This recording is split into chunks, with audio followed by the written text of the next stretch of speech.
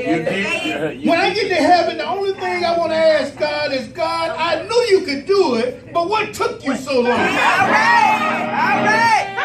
Have you ever had times that you prayed on Monday? Yeah. And here it is, Tuesday, you still going through. You called God in January, and still you broke in March. You prayed in April, and you still sick in August. Y'all don't want to be real. Come on, Pastor. But I stopped by to tell you, don't give up. That's right. Don't give out. That's right. Don't give in. Amen. I ain't trying to be funny, but don't let it be said that you went through all this hell for nothing. All right. Yeah. The devil is a lie. Yeah. What God got for you, it is for you. Hey. Can I get a witness I up in receive there? it. Yeah. God's delay is not a denial. Yeah. And there's no mountain too high for God. Yeah. You know, there was a young man who grew up with major dreams. Kept telling his mother, Mom, I'm going to be rich someday. I'm going to be rich someday. She said, Charles, I believe you. I believe you. Went on to high school and used to tell his teacher, I'm going to be rich someday. And he had a very special teacher that he loved very much. And she said, Charles, I believe you. Went on to college. And after failing one school and having to go to another, he finally found a professor that was able to endure his battling. I'm going to be rich one day. And after graduating from college, he took out a student loan and started a business, and it failed. Tried another business, it failed.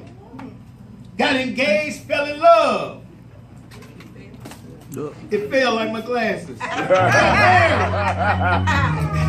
sir. Your glasses. Lost his house.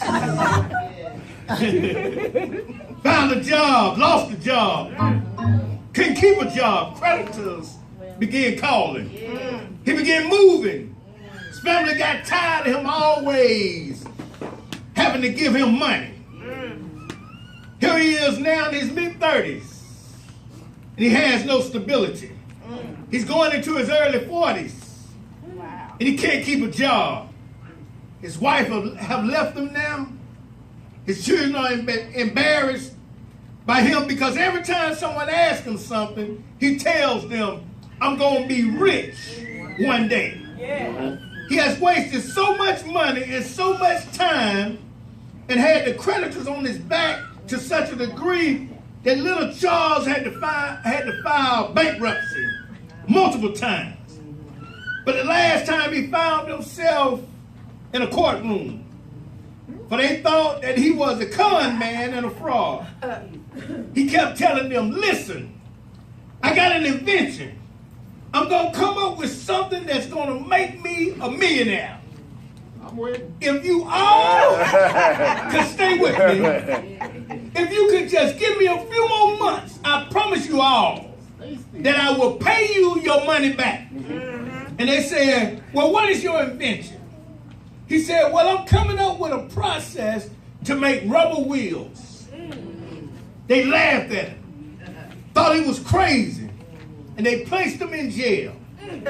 While he was in jail behind prison bars, he sent word out to one of his business partners and said, listen, I know without a doubt that I owe you money, but if you would just give me one more chance. And in 1838, Charles Goodyear became a millionaire. Because he lived by this one statement, ain't no mountain high enough. Amen. Oh, many of y'all are sitting here today and you have dreams, inspiration, and aspirations.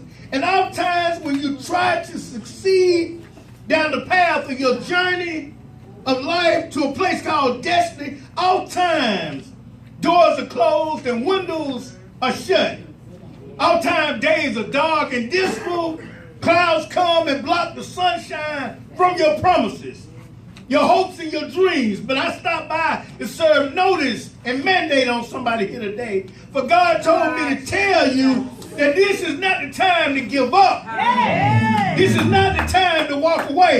Because ain't no mountain high enough. Look at your neighbor and say, neighbor. Neighbor. The question is. The question is. How bad do you want it? How bad do you want it?